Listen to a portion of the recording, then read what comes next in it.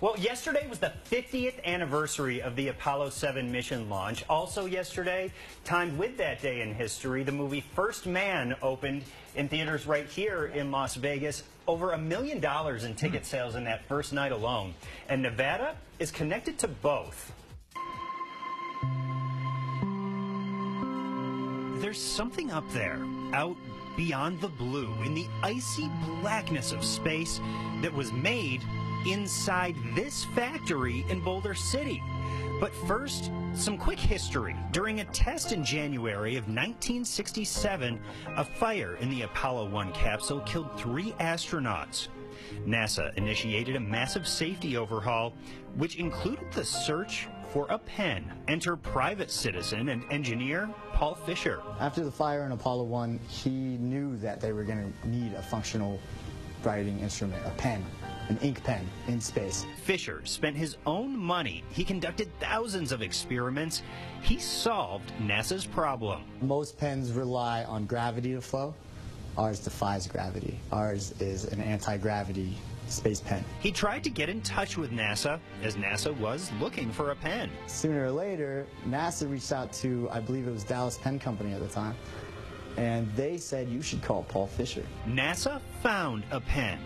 Next, they tested it for 18 months to be sure that it worked in the most extreme conditions you can imagine. Extreme weather, cold, heat, anti-gravity, all of the above. Any test you could think of, they tested it. Even underwater. Why underwater, you ask? The astronauts will scuba dive underwater to have a feeling of low gravity, and so they would take the pen down there with them. The pen passed and first flew with Apollo 7. October 11th marks 50 years in space for us. And here's the thing. Spaceflight has improved and modernized in those 50 years.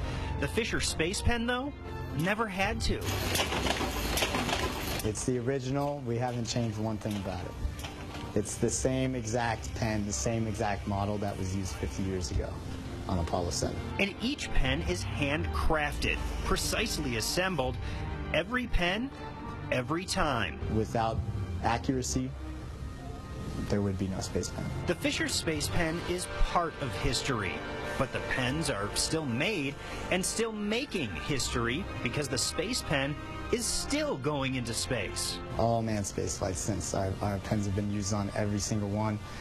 To this day, they're still used. And not just in space, by anyone who needs a pen where other pens just won't work. The military, law enforcement, first responders, anybody who demands reliability comes to us.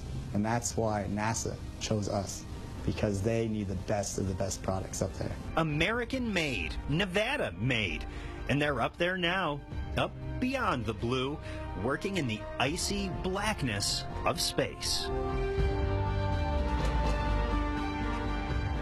Wow. And this is that pen. It can write underwater and in zero gravity, which is pretty cool. Wow. But for those of us who are not astronauts, it can also write on glossy business cards, which is pretty cool. Oh, wow. It does it pretty well. And you could leave it in a drawer for 50 years. When you take it out, it's still going to write. The ink won't dry up. Whoa. You can buy them online, but you can also buy them at the factory in Boulder City, which kind of is like a mini museum, too. Yeah.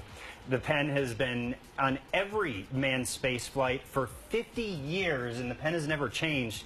It makes a brief cameo in First Man, and every member of the cast was given their own Fisher Space Pen, and we heard from Matt Fisher, Paul Fisher's grandson, in that piece right there. Very cool. Really cool. Love it. Well, guys, she's a